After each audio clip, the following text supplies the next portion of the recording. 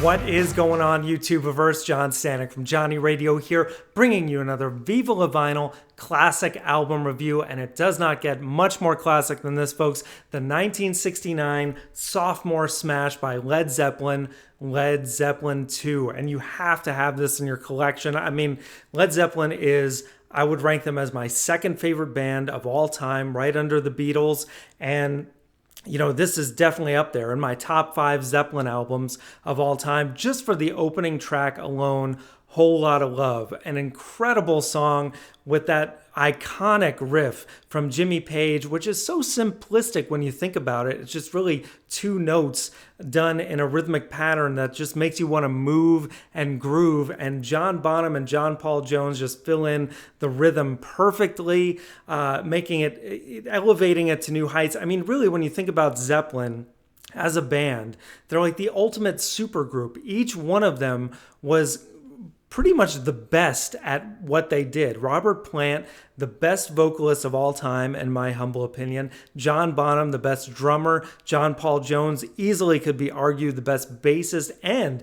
he was such a multi-instrumentalist, the things that he brought to the table. And then Jimmy Page, on top of being definitely one of the top 3 guitarists of all time, one of the best producers of all time. He produced this record as he did with all Zeppelin stuff, which is amazing to me, because to me as a producer, it's very difficult to kind of divorce yourself from the actual material, but Jimmy Page was just one of those who could really, he knew exactly what he wanted to do, and he executed it so well. And this album is no exception. Again, Whole Lotta Love, incredible song, 10 out of 10 rock song that is just the way it builds up, and that middle section when it goes into, you have these crazy sound effects that are, I believe the term, the technology at that time, it was a therapin that they used to make these just crazy wild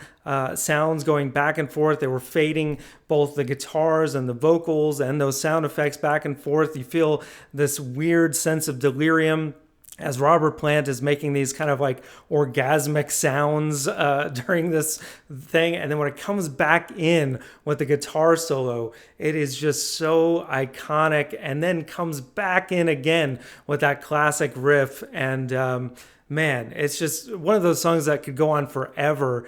And it's 5+ minutes of a song that literally is basically like 2 chords, really, when you think about it. Just incredible. And that's just one song on this record. I mean, this takes a lot of twists and turns, not so much as Led Zeppelin III and Led Zeppelin IV would, but you know, What Is and What Should Never Be, the song right after this, I think is a very underrated Led Zeppelin classic. It has kind of this jazzy feel to it in the chord change. And the lyrics are very interesting, mysterious, kind of like a lot of the songs on their next albums would be. Then you got the Lemon song, which is just a straight ahead blues jam. You've got the closing track, which is, I feel, another great underrated classic, Bring It On Home, where just such a cool riff, and the way that they bring some harmonica into the track. Very cool. Thank You is a very underappreciated ballad that I think is beautiful. Ramble On is the song that a lot of people put up there as one of their favorite Led Zeppelin tracks. Not one of my favorites, but you know, definitely a solid track. I mean, there's really not a bad song on here. Not even Living Loving Maid, She's Just a Woman, which is almost feels like a filler track for Led Zeppelin, but I mean, we're talking for Led Zeppelin, you know what I mean? I mean, just every song on here is a classic. Heartbreaker, for God's sake, is on this record. Just such, talk about iconic riff. Jimmy Page was just always the riff master. I mean, besides this album, you know, you got Black Dog, you've got Immigrant Song, Dazed and Confused, just hit after hit, just unreal creative guitar riffs that this guy was just a well during this period of the late 60s to really Led Zeppelin only made albums from 69 to 79. 8 studio albums, and this is definitely one of the best. I mean, just incredible what these guys were able to do. And it's kind of sad to think that there's only been a couple reunions since then. Of course, Page and Plant reunited in the 90s. I had the pleasure to see them perform in concert at the Omni in Atlanta. My first concert experience, think of it, in 1995, nothing for a while could live up to that experience. I mean, them with the full Middle Eastern orchestra, just incredible, doing some of their best songs. Zeppelin is, they're amazing.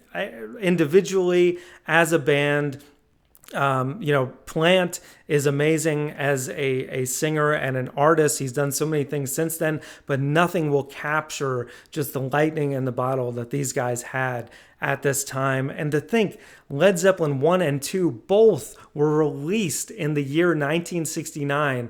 That's just incredible to me. I mean, just amazing. Whole lot of love just for that alone. This album gets a strong 8.5 out of 10. It is an absolute classic.